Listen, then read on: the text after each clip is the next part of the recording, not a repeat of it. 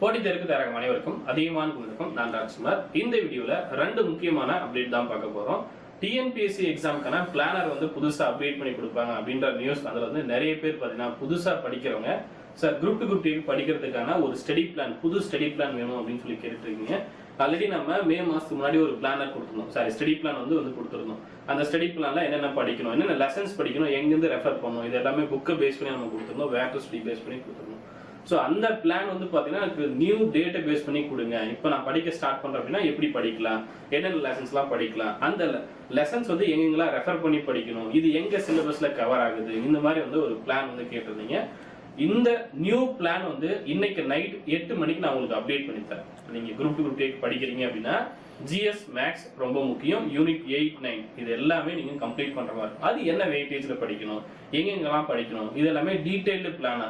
வெறுமனே வந்து சயின்ஸ் இல்ல வெறுமனே ஹிஸ்டரி அப்படின்னு இல்லாம ஹிஸ்டரிக்குள்ள என்ன லெசன்ஸ் படிக்கணும், பாலிட்டிக்குள்ள என்ன லெசன்ஸ் படிக்கணும், மேக்ஸ்ல என்ன டாபிக் நீங்க ரெஃபர் பண்ணணும், அந்த லெசன்ஸை எந்த புக்ல நீங்க ரெஃபர் பண்ணணும், 7th 11th 8th 9th 10th இந்த மாதிரி உங்களுக்கு ஒவ்வொன்றுமே டீடைல்டா பிளான் அப்டேட் பண்ணி கொடுக்கும். சரிங்களா?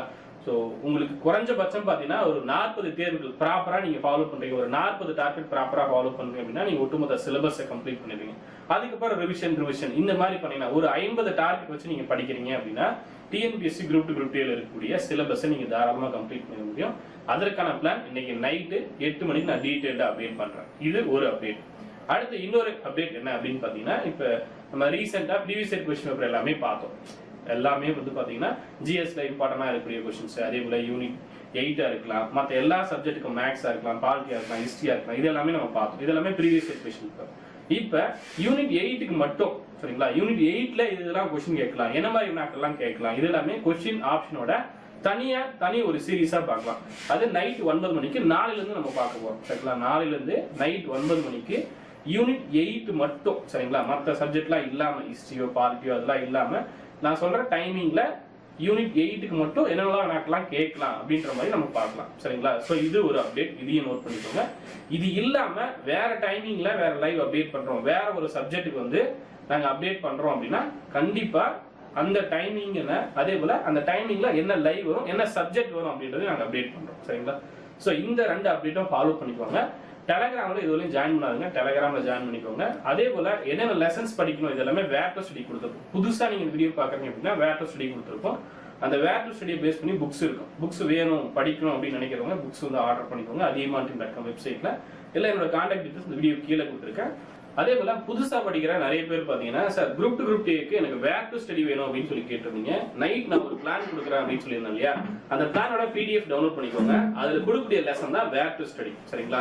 உங்ககிட்ட புக் இல்ல அப்படின்னா புக்ல நம்ம இண்டெக்ஸ்ல இது எல்லாமே மென்ஷன் பண்ணிருக்கோம். ஸோ புக்ல என்ன லெசன்ஸ் இருக்கோ அதுதான் உங்களுக்கு நான் பிளான்லயும் வந்து அப்டேட் பண்ணி கொடுக்க போறோம். ஒவ்வொரு சப்ஜெக்ட்டுக்கும் என்னென்ன படிக்கணுமோ அது பிளான்ல உங்களுக்கு அப்டேட் ஆகும்.